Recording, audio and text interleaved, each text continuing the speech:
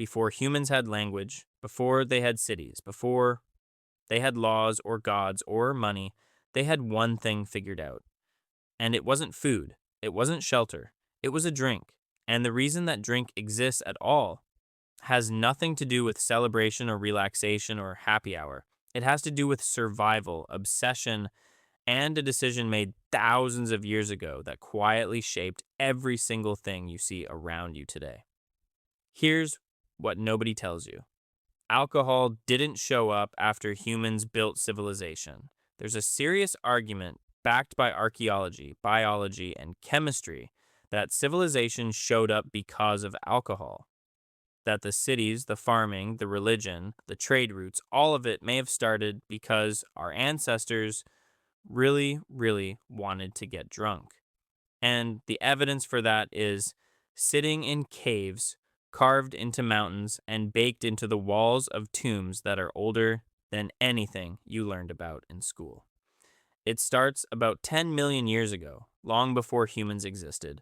A small primate in Africa picks up a piece of fruit that had been sitting on the ground too long. The sugars inside had broken down, yeast had gotten in, and the fruit had started fermenting. The primate ate it, felt something it didn't understand, and came back for more. Over millions of years, that preference got locked into the biology of our ancestors. By the time modern humans showed up, the craving wasn't learned. It was inherited. We didn't discover alcohol. We were already wired for it before we even knew what it was. But here's where it gets genuinely strange. Because once humans actually figured out how to make it on purpose, they didn't wait for civilization to catch up first. In 2018, archaeologists excavating a cave near Haifa, Israel, found stone mortars carved directly into the bedrock. Inside, the residue left in those mortars were traces of wheat and barley that had been soaked, germinated, and fermented. That's beer, brewed 13,000 years ago. And here's the part that changes everything: the people who made it weren't farmers. They hadn't invented agriculture yet. They were still hunting animals and gathering wild grain by hand. They didn't grow the barley, they found it. And somehow turning it into alcohol was worth figuring out before anything else. So, if brewing came before farming, then the question isn't how alcohol fit into civilization. The question is whether civilization was built around alcohol in the first place.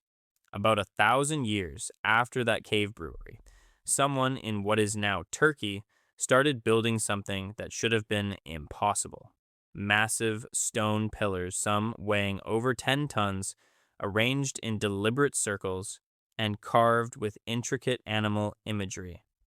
The site is called Göbekli Tepe, and it is widely considered the oldest monumental structure ever found.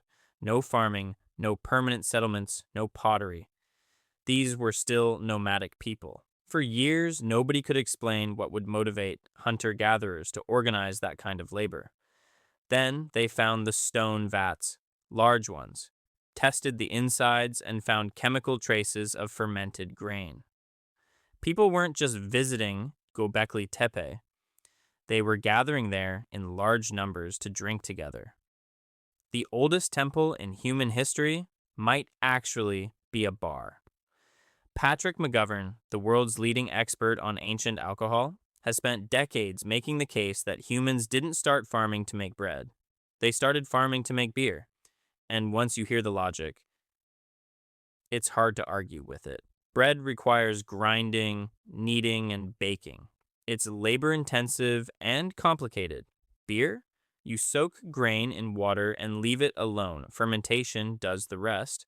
The desire for that feeling, that release, that ritual, it was a stronger pull than hunger. If he's right, then alcohol isn't a product of civilization. It's the reason we built one. By the time ancient Egypt came around, this had gone from theory to policy. Workers who built the pyramids were paid in beer. Not coins, not grain, beer. About 4 to 5 liters a day per worker. Which honestly, if your job is dragging limestone blocks across the desert in 110-degree heat, seems like the bare minimum. But it wasn't just about morale. The Nile water was often contaminated. Beer, because of the brewing process, was safer to drink. It was also calorie dense, which mattered enormously for the kind of physical labor those workers were doing. So one drink was simultaneously a paycheck, a water filter, a meal, and because the Egyptians believed Osiris himself had given it to humanity, a prayer. All from the same cup.